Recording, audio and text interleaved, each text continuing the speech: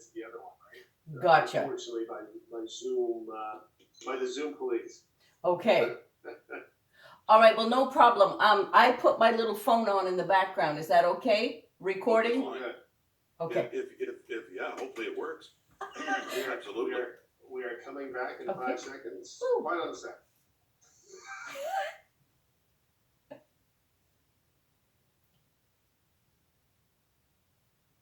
It is 7:41. News Talk Saga 960 Raw. Mike Richards as we come at you again on a rather nasty Monday morning. Although it's been a nasty May and probably pretty difficult for a lot of people on Mother's Day, which will historically be, I think, the most challenging of any Mother's Day that this planet has ever seen, being separated from those that basically raise you, some looking at their parents through, oh man, glass windows in elder care or seniors complexes, which is extremely difficult. But has been the time on this planet where this pandemic has put people into situations that were almost unimaginable.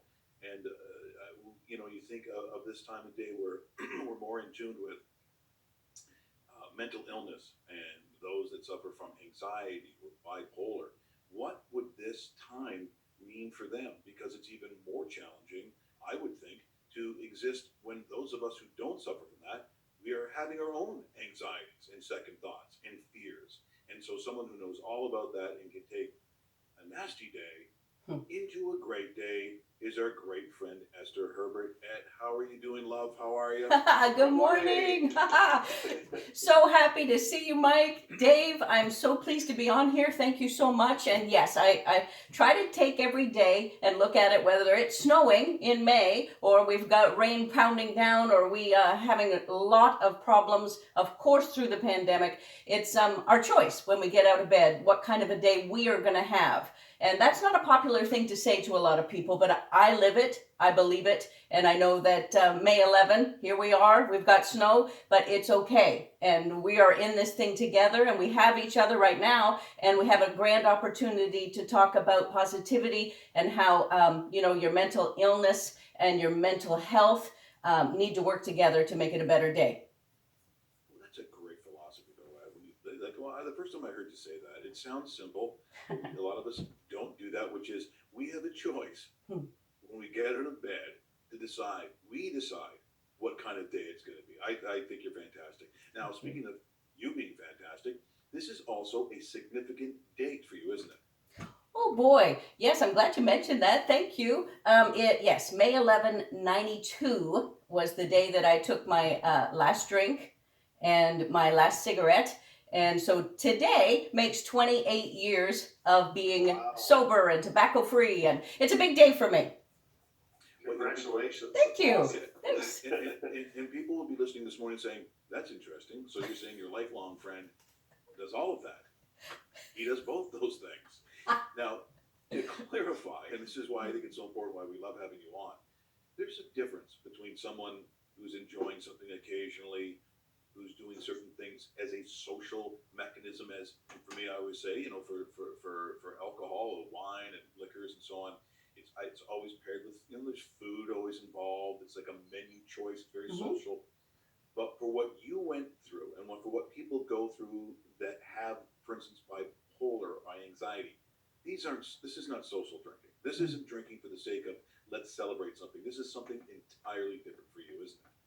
Oh, completely different. I mean, many, many, many people on the planet can have a drink, have a glass of wine with their meal. They can socialize, they can cheer in New Year's Eve, but they don't have to get hammered. They don't have to recluse into their room and drink alone. Like you mentioned, it's a very social aspect. For me, it was not. It was like, let's get away with my bottle of vodka. Let's be alone and let's get that down me because I needed to be numb. I wasn't medicated bipolar when I was drinking. I was just someone out of control, and booze really helped me because, with bipolar, you have racing thoughts, pressured speech, all kinds of things, grandiose ideas going through your head. And any way I could settle and try to relax and just be calm for a moment, it made it much more bearable. But unfortunately, through that, I got addicted, and it became, one of those horrible, nasty things that controlled my life as opposed to helped me in any way. Esther, let me ask you something about this. So you've been clean for a long time, and it's just a remarkable feat that you've accomplished.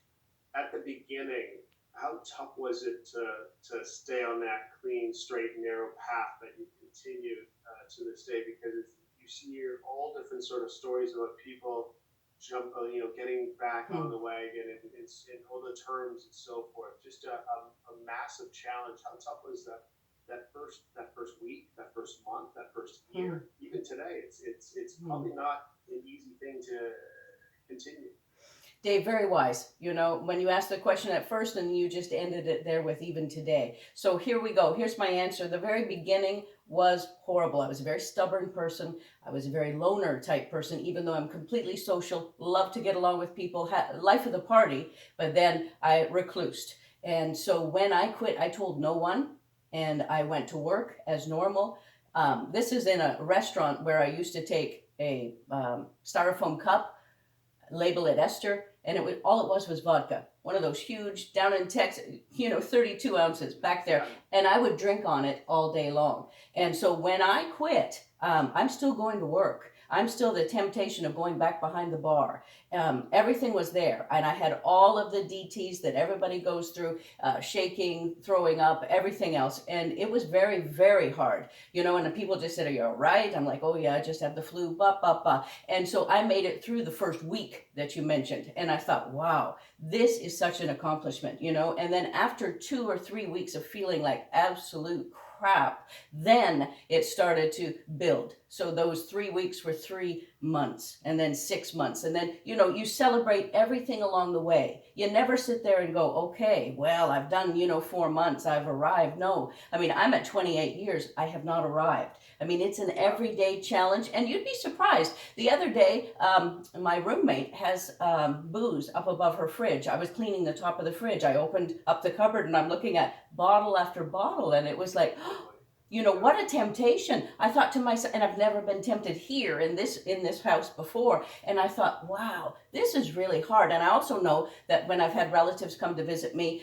where I used to live, they would leave leftovers. And one time I was pouring out a bottle of beer down the sink, and that smell, which is your Right. strongest sense for memory. Yes. Oh Yes. my, I thought to myself, I've got to have this. And I just kept pouring. So, these are years and years into this sobriety. So it never goes away. That's why you can't say, well, I'll be fine if I just have a beer. And a lot of people do, but unfortunately that's a trap for many, because they'll have a beer cutting the lawn. And then the next thing you know, they'll have one after the lawn. And then they'll do it again next week. And they're back on the track of alcoholism again. I've been told that if you take a drink, you'll go back to exactly where you were when you stopped. So for me personally, I don't want to play with fire. So I just stop completely. We're in conversation with Esther Herbert. She is basically our go-to person when it comes to the areas of mental illness. She works very often with Markham Stouffville Hospital. She's been very active with Dr. Mark Berber, who has been and is nothing short of, well, to a degree, very much a savior for Yes. our good friend Esther Herbert, who was the one. And you hear Esther when she's on talk about the difference between not being medicated at all to also being misdiagnosed, or that cocktail that they need to find also being a detriment if you don't do it correctly with the right meds. That can also be a bad thing too, and I think you also went through a little bit of that as well. Definitely, I did. I was misdiagnosed when I was depressed, so all they saw was the depression side. So if you give depression medicine to someone who has bipolar, I mean, it is dangerous. And I was given that 3 or 4 times in my lifetime, and it just made me worse, made me spiral. And to be properly diagnosed by Dr. Mark Berber, year 2000, April 20 years ago, I'm like, this is absolutely amazing to me, to have a life, to be functioning, to not have to hide. I hid with the alcohol, I hid with the bipolar. It's living 3 or 4 different lives, and it's a horrible way to live with masks. So when you take them off, you're vulnerable, you're authentic. I found that people like you even more. Well, here's the other thing too.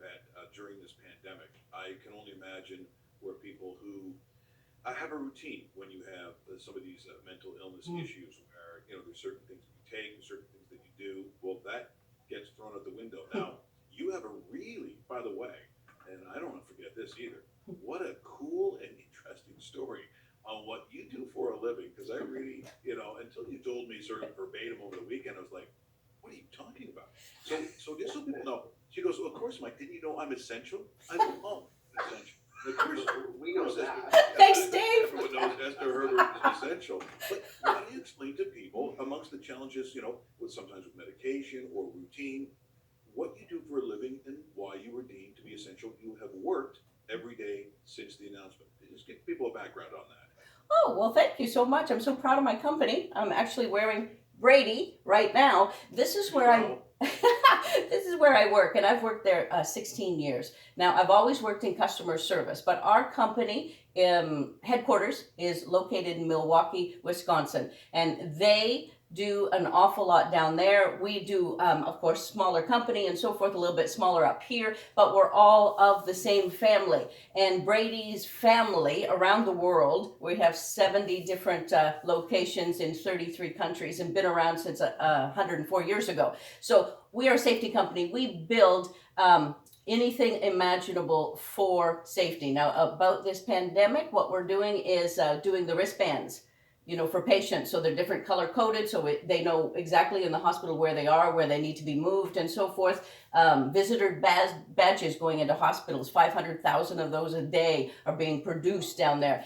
We do, in Canada, a ton of COVID signage. I mean, we do anything in any kind of material. We do banners. We do the little tiny stripes that keep people distance in grocery stores and so forth like that.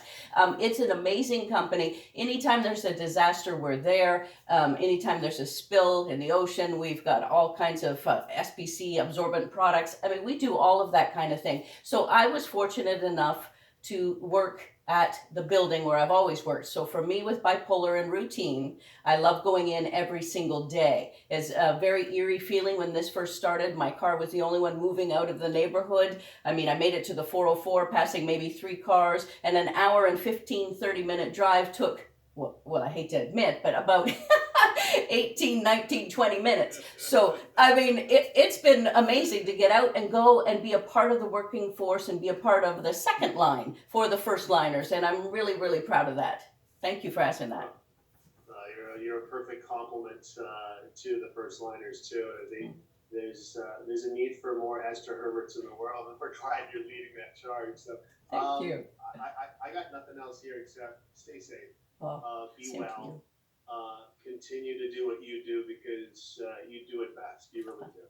Thanks, Dave. It's always a pleasure to have you on, and I know there's not quite an update because you always do the walk and run.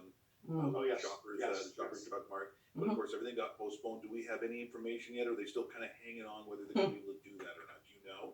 They are hanging on. I just read last night, so I'd know for today that postponed the one April 26th, and it says, date to be determined. So let's hope and pray maybe in the fall we can do it. I'm not sure, but I mean, that's benefits so much mental health for women across York region, and I really hope that we can be a part of that again this year. I'm sure if it gets postponed till next year, we'll do it, of course, but I mean, it would be nice to do it this year. Well, thank you so much for brightening our days. It's a great way to start the week with a little etlet talk. You enjoy that? Just a great ball of energy, and you do us all proud the way that you live your life and the way that you have fought back, because that's really what this was, and it was no small task either. But boy, you do it with such grace and dignity. You're a great example for all what we should all be like. Trust me on this one. When Dave said we need a little more Esther Herberts in our lives, he nailed it. We certainly do. So thank you, gentlemen. Take care, sweetheart, and we will definitely, hopefully, see you soon. Excellent. Thank you, guys. Thank you. Bye-bye. That is, and I will say, legendary. I am going to use legendary. Esther Herbert joining us here this morning, although you will rarely hear me call her Esther. She gets called a lot of different things.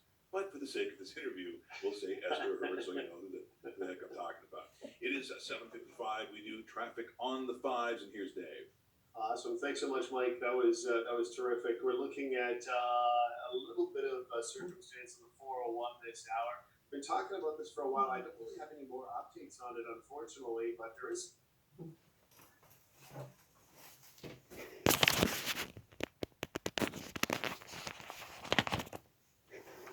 Okay, that's it. I hope you heard it. Take care. Bye-bye.